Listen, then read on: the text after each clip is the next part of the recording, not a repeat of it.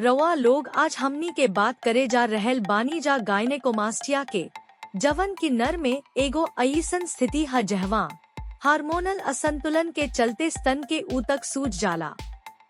आम तौर पर मैन बूब्स के नाम से जानल जाए वाला इ चिंताजनक हो सकता, लेकिन अक्सर प्रबंधनीय होखेला।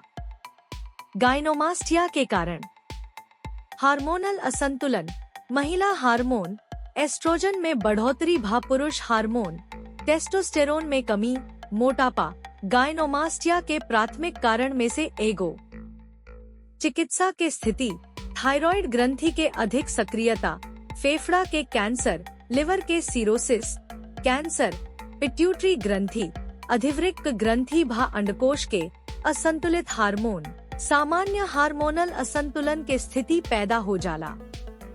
गायनोमास्टिया के लक्षण: स्तन के ऊतक में सूजन, स्तन के क्षेत्र में ध्यान देवे लायक सूजन, डेंडेनिस्टा स्तन में दर्द, बेचैनी भा दर्द, गांठ भा पुटी, स्तन के ऊतक में गांठ भा पुटी के मौजूदगी, मोटापा, अधिका वजन होखल हालत के अउरी बढ़ा सकेला।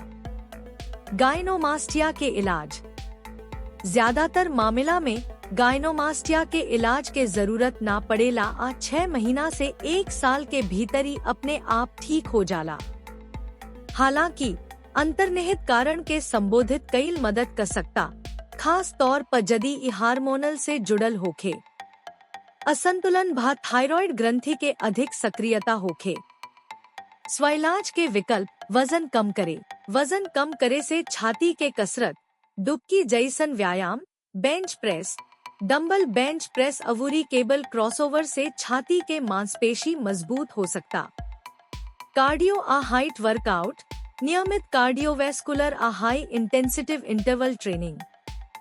राउर आहार: स्वस्थ उच्च प्रोटीन वाला आहार के बना के रखल। कब डॉक्टर से सलाह लेवे के बा? अगर गायनोमास्टिया बनल रहेला भा ओकरा से काफी बेचैनी होखे त प्लास्टिक सर्जन से सलाह ली भा। एगो अंतःस्रावी रोग विशेषज्ञ हवे। ई विशेषज्ञ सिलवावल सलाह आ इलाज के विकल्प दे सकेले।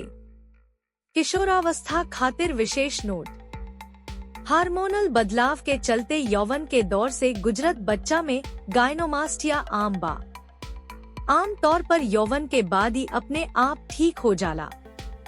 निष्कर्ष: जबकि गायनोमास्टिया एगो परेशान करे वाला हो सकेला, हालत में ई अक्सर अस्थायी होला आ सही तरीका से प्रबंधनीय होला। प्रबंधन आ कम करे में मदद करे खातिर स्वस्थ जीवन शैली, नियमित व्यायाम आ सही आहार पर ध्यान दी। लक्षण: व्यक्तिगत सलाह खातिर हमेशा स्वास्थ्य सेवा पेशेवर से सलाह ली। देखे खातिर धन्यवाद।